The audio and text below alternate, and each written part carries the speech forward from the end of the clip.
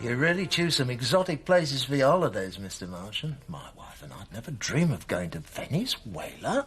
I can't help your lack of imagination. Lack of funds, more like. Would have thought that would have been a problem for a bankrupt like you, too.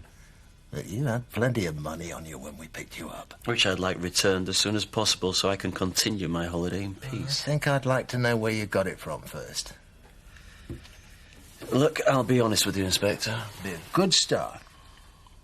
I was brought up in the world of high finance where 10 grand is just small change. Yeah, but you got your fingers burned. You don't handle that sort of money now. I've still got friends in finance who sympathise with my bad luck. One of them got a good bonus this year and decided to make me a small gift. We could all do with friends like that. And being a bankrupt, I couldn't put it in my bank account. But you could tell me who this mysterious benefactor was. No, I'm afraid not. I promised to be discreet about it. I wouldn't want to embarrass him. Frankly, Mr. Marchant, I don't believe a word of it. And I don't think a jury would either. Now, you'd better come up with something a bit more convincing. So let's just concentrate on the night of the theft. Where'd you say you were? At home. With friends who can witness it.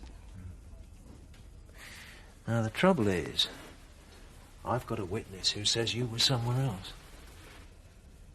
Kathy Glover's ready to identify you as the man who knocked her down. So now you know the score, you can start telling me the truth. I've changed my mind. I do want a solicitor. All right, Mr. Marchant, if that's the way you want it. Interview terminated at 12:11.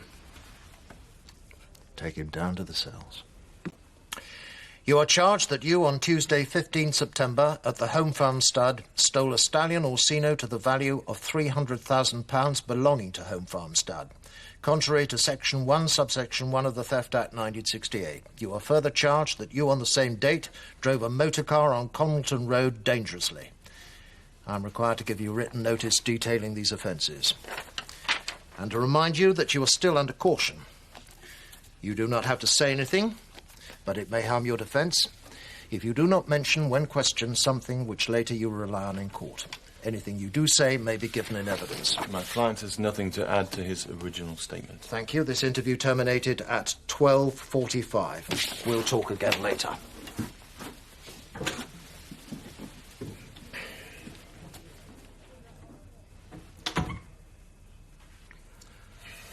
So, what's the score? What am I likely to get? A year or two for the theft.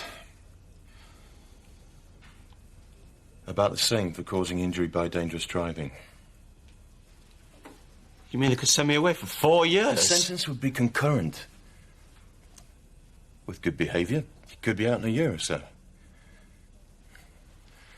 Your best chance is to cooperate with the police as much as you can. That should keep the sentence to the minimum.